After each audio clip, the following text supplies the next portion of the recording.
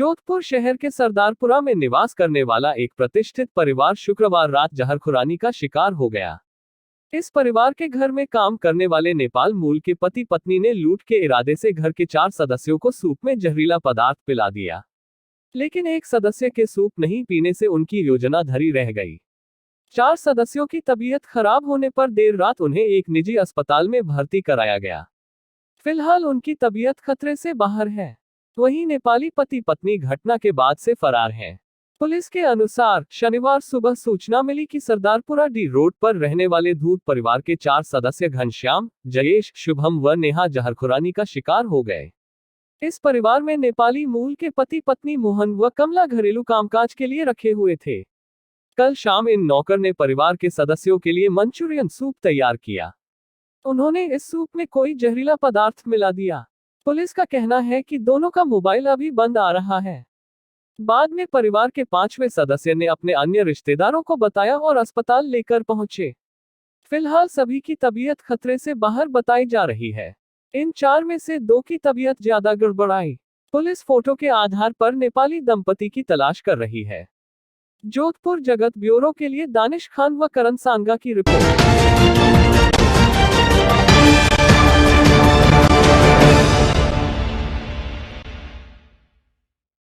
जोधपुर जगत द्वारा multi colour युक्त निर्देशिका गणतंत्र दिवस 26 जनवरी 2021 के उपलक्ष्य में नगर निगम उत्तर दक्षिण के संदर्भ में पूर्ण जानकारी एवं पुलिस प्रशासन एवं कई महत्वपूर्ण जानकारियां उपलब्ध रहेंगी। जोधपुर जगत ग्रुप को उन सुधी पाठकों से पूर्ण उम्मीद है कि यह निर्देशिका आम जन को पसंद आएगी।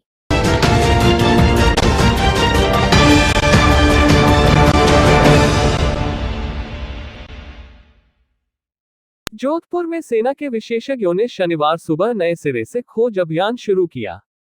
सेना ने डेजर्ट स्कॉर्पियन 10 पैरा एसएफ के गायब हुए कमांडो की खोज के लिए मुंबई से मार्कोस कमांडो को बुलाया है।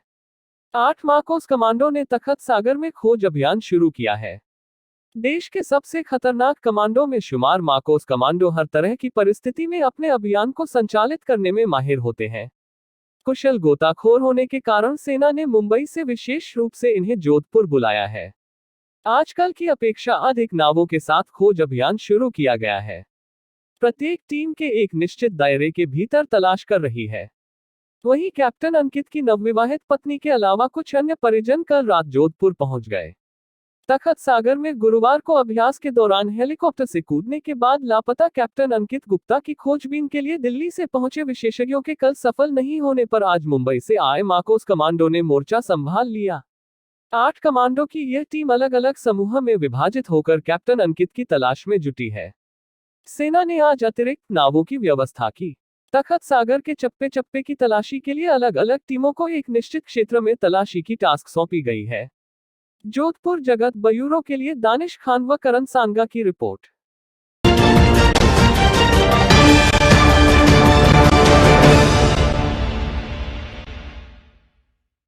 North western railway employees union की लोको रनिंग शाखा द्वारा आज प्रातः 11 बजे सरकार की मजदूर विरोधी नीतियों के खिलाफ मास्क लगाकर सोशल डिस्टेंसिंग की पालना करते हुए विशाल रैली निकालकर रेलवे स्टेशन होते हुए यूनियन कार्यालय में आकर विशाल सभा का आयोजन किया गया।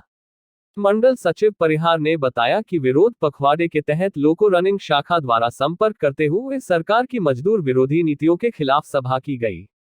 कोरोना काल में भी रेल कर्मचारियों द्वारा रात दिन कठोर परिश्रम करने के बाद भी सरकार द्वारा कर्मचारियों की सुविधाओं पर रोक लगाते हुए उनका महंगाई भत्ता, रात्रि भत्ता व यात्रा भत्ता रोका जा रहा है, जिसका संगठन भरपूर विरोध करता है और नई पेंशन योजना समाप्त कर शीघ्र पुरानी पेंशन योजना लागू करने की मांग करता है। सभा को जसबीर सिंह चौधरी, हनुमान दास वैष्णव, रामकिशन बुनकर, अनूप त्रिवेदी, रामरतन देदर, नरसिंह जाखड़, विजेंद्र प्रजापत, राकेश कुमार, प्रदीप विमल, गजे सिंह ने संबोधित किया तथा रनिंग कर्मचारियों को एकजुट होकर सरकार के खिलाफ प्रदर्शनों में शामिल होने का संदेश दिया। सभा का संचालन जितेंद्र ढाका द्वारा किया गया। मंडल अध्यक्ष महेंद्र व्यास ने बताया कि केंद्र सरकार द्वारा कर्मचारी विरोधी नीतियों के खिलाफ मनाए जा रहे पखवाड़े में रनिंग कर्मचारियों को एकजुट होकर ज्यादा से ज्यादा संघर्ष में शामिल होने के लिए बधाई देते हुए भविष्य में भी आज से भी दुगुनी तादाद में सम्मिलित हो, जिससे यूनियन शक्तिशाली होकर सरकार को अपनी मांगों को मनवाने के लिए मजबूर कर सके। अन्य आने वाले समय में रेल बहुत महंगी हो जाएगी, जिससे उपभोक्ताओं पर भी प्रतिकूल प्रभाव पड़ेगा। आपकी एकता व भागीदारी ही सरकार से लेने के लिए हमें शक्ति देगी। इस कार्यक्रम में मदन लाल बैरवा, बजरंग सिंह राठौड़, अशोक सिंह मित्तिया, महेंद्र सिंह चारण, कौशल कुमार, बिलाल खां, कमलकांत पुनिया, अरुण बिस्सा आदि ने मास्क व सोशल डिस्टेंस के साथ भाग लिया। जोधपुर जगत ब्यूरो के लिए दानिश खान व करण सांगा की रिपोर्ट। बोर्ड के साथ आर्थिक सपोर्ट करते हैं ताकि वो वहां पर जाकर सुरक्षित, वो तो सुरक्षित रहे और जो हम बैठे लोग हैं हमको और सुरक्षित करने का काम करते हैं। उनका हमें केवल प्रजातंत्र को खत्म करने का है। इस मोदी सरकार ने सरकार में आते ही, सत्ता में आते ही पहला वार कर्मचारियों के हितों को लेकर किया, श्रम संगठनों के नियमों में बदलाव करने का काम किया। मेरे से पूर्व वक्ता ने, गणेश सिंह जी ने कहा था कि अगर भारतीय रेलवे के अंदर संगठन कमजोर हो जाएगा, एसोसिएशन पनप जाएगी, तो निश्चित तौर पर हम अपने आप को नहीं बचा पाएंगे।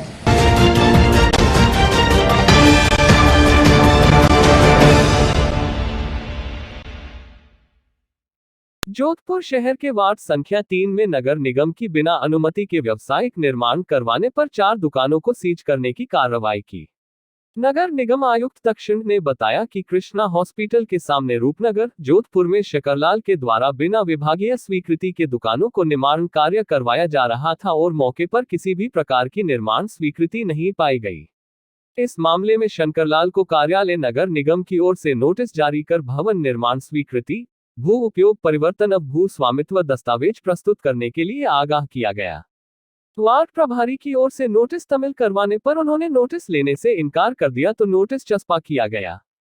नोटिस के प्रत्युत्तर में उनकी ओर से भवन निर्माण स्वीकृति अब भू स्वामित्व दस्तावेज प्रस्तुत नहीं किए गए।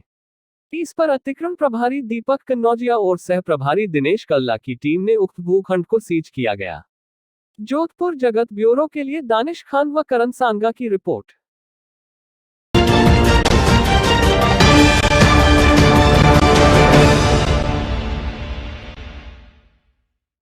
एम्स जोधपुर में पूर्ण रूप से कटे हुए हाथ को जोड़ने में सफलता मिली है।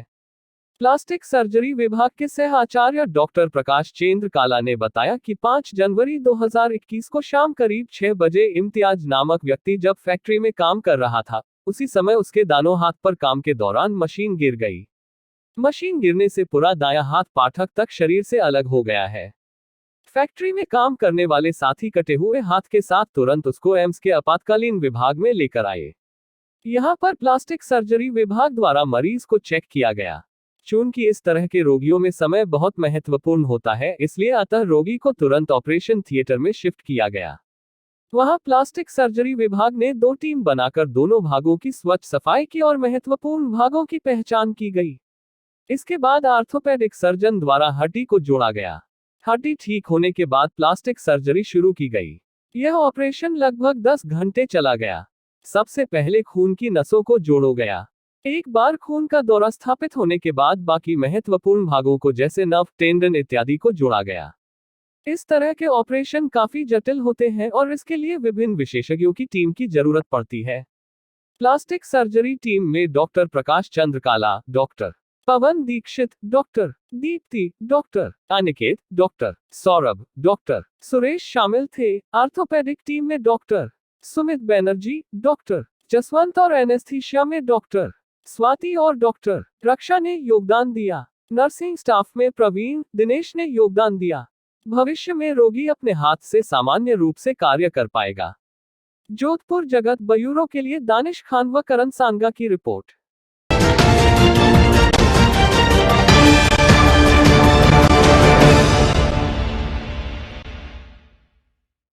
वार्ड नंबर 46 जोधपुर नगर निगम भगत की कोठी कृष्ण मंदिर के पास वाली गली में कटर मशीन द्वारा आवाज से मोहल्ले वासी परेशान हो रहे हैं। पार्षद और नगर निगम की तरफ से कोई कार्रवाई नहीं हो रही है। सभी मोहल्ले वाले आक्रोशित है। सफाई भी सुचारू रूप से नहीं हो रही है। नगर निगम आयोग और पार्षद को समस्या बताने पर कोई कार्रवाई नहीं की जा रही है। इस समस्या से मोहल्ले वाले परेशान। मनीष मेहता की रिपोर्ट।